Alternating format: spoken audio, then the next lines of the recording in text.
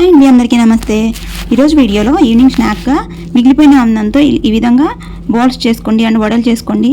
Evening snack చాలా బాగుంటాయి. Recipe అయితే చూసేయండి. ముందుగా మిగిలిపోయిన అన్నాన్ని పొడి చేసుకొని మిక్సీ జార్లో వేసుకోండి. మీ టేస్ట్కి సరిపడా సాల్ట్ వేసుకోండి. తర్వాత 4 టేబుల్ స్పూన్ దాకా పెరుగు యాడ్ చేసుకోండి.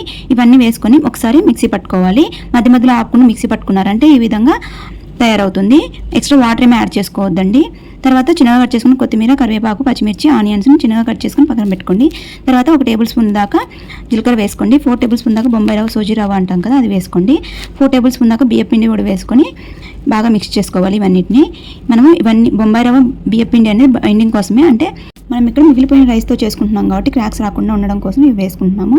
పెట్టి 10 నిమిషాలు వదిలేసిన తర్వాత 10 నిమిషాల తర్వాత డీప్ ఫ్రైకి సరిపడా ఆయిల్ పెట్టుకొని ఒక చేతికి నీళ్లు కానీ ఆయిల్ కానీ అప్లై చేసుకుని ఇదంతా ఒకసారి బాగా ఒత్తుకొని మీకు నచ్చిన షేప్లో వడలు అనేది ప్రిపేర్ చేసుకోండి.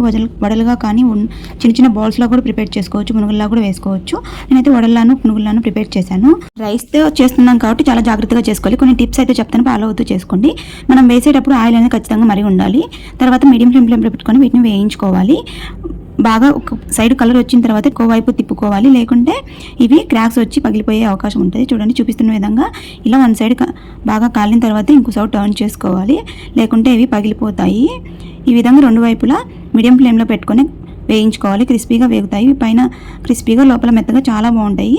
ఇవి టమాటా సాస్తో కానీ లేకుంటే మీకు సైడ్ చట్నీతో కానీ వేసుకుని పిల్లలకు సర్వ్ చేసామంటే చాలా బాగుంటాయి. ఇదే విధంగా నేను చిన్న చిన్న బాల్స్లో కూడా చేసుకుని వేయించుకుంటున్నాను. ఇవి కూడా అంతే సేమ్ ప్రాసెస్లో మీడియం ఫ్లేమ్లో పెట్టుకొని ఒక 5 to 10 మినిట్స్ తర్వాత మధ్య మధ్యలో తిప్పుకుంటూ చుట్టూ కాల్చుకోవాలి.